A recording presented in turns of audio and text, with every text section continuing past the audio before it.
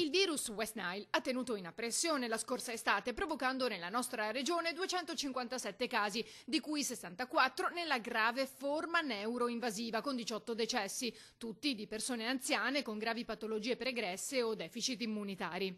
Ecco perché la Regione Veneto e tutte le parti coinvolte hanno deciso di attivarsi per tempo. È stato anticipato di un mese l'intervento di disinfestazione quest'anno rispetto all'anno scorso, proprio perché si è fatto tesoro di quello che l'anno scorso è successo. Quindi, siccome si è visto che rispetto agli anni passati era stata anticipata di circa un mese, la prima rilevazione di casi di malattia, abbiamo praticamente quest'anno anticipato di un mese i trattamenti.